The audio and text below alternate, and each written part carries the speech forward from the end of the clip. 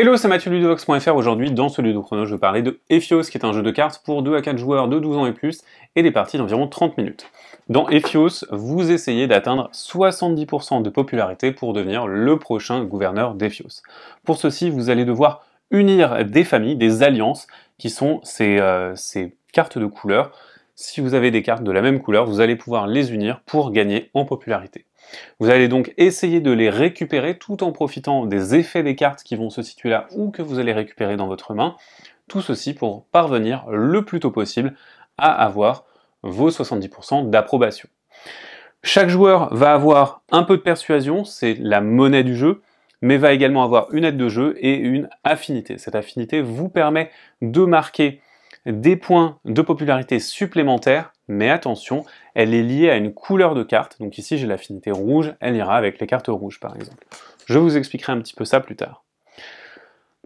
On va jouer en tour de joueur jusqu'à ce qu'un joueur atteigne 70% de popularité. La partie s'arrêtera alors immédiatement et ce joueur aura gagné. À mon tour, je vais pouvoir effectuer une action parmi 4. Recruter, utiliser, unir et débattre. Alors tout d'abord, recruter. Lorsqu'on veut recruter, on va recruter une personnalité, c'est-à-dire une carte de couleur ici, et l'ajouter à sa main. Vous voyez qu'ici on a des coûts, donc là 1 persuasion, 2 persuasion, c'est la persuasion qu'on doit payer à la réserve pour récupérer cette carte. Alternativement, on va pouvoir récupérer la première carte de la pioche pour 1 point de persuasion.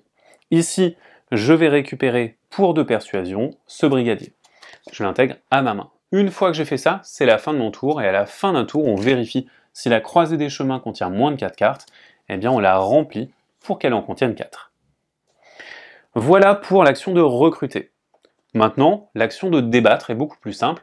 On va tout simplement choisir une personnalité. Par exemple, je vais choisir cette personnalité, je la défausse de la croisée des chemins, et je vais gagner 2 persuasions. Bien entendu, fin de mon tour, on remplace, c'est au tour du joueur suivant. Ensuite, on va pouvoir utiliser des cartes. Alors on peut utiliser des cartes depuis notre main pour leur pouvoir qui est indiqué là. Parfois on va rejouer, donc on va avoir une variété d'effets importante, mais attention, les cartes que vous avez récupérées en main, c'est des cartes que vous avez souvent payées assez cher, donc c'est des cartes qui vont valoir le coup et que vous avez envie de garder. Par contre, vous allez également pouvoir utiliser les habitants. Ici nous avons des habitants que nous pouvons utiliser une fois et qui vont rejoindre la défausse. Par exemple, si j'utilise la journaliste, je gagne 3 points de persuasion, je la défausse, c'est la fin de mon tour, on va donc remplacer dans la croisée des chemins. Enfin, vous avez la possibilité d'unir. Vous n'allez pouvoir faire ça que lorsque vous avez 2 cartes de la même couleur. Admettons que j'ai ces 2 cartes dans ma main. À mon tour, je vais décider d'unir cette alliance. Je vais me reporter à ma carte d'aide de jeu pour savoir combien de popularité je vais gagner.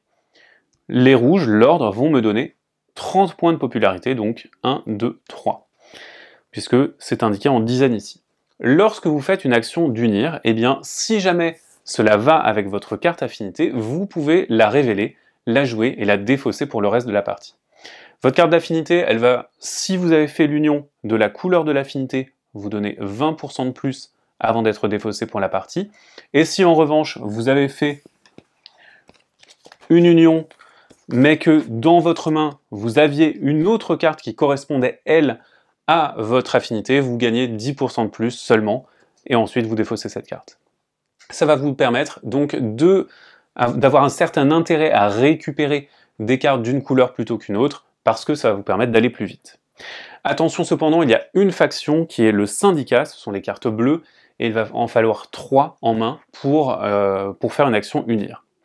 Dernière chose un petit peu particulière, lorsque vous faites l'action unir, vous allez défausser toutes les cartes que vous avez en main, sachant qu'on a une taille de main toujours limitée à 3. Une fois que vous avez fait l'action unir, vous marquez vos points, et c'est au tour du joueur suivant. Attention, si jamais vous atteignez 70% de popularité, vous gagnez immédiatement la partie. Voilà pour le mode partie rapide d'Ephios, puisque c'est un des 2 modes de jeu. On a également un mode campagne qui va se jouer en 2 manches gagnantes.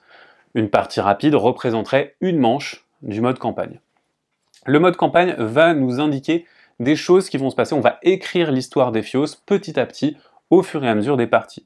Donc si par exemple on gagne en ayant fait une victoire par une certaine faction, par la corporation, on va rajouter certaines factions, on va en enlever puisque nous allons avoir des cartes avec des factions différentes, des alliances différentes qui vont changer, donc on va avoir des nouveaux pouvoirs, des nouvelles affinités, et ainsi de suite. Cela va permettre de renouveler le jeu alors que nous jouons.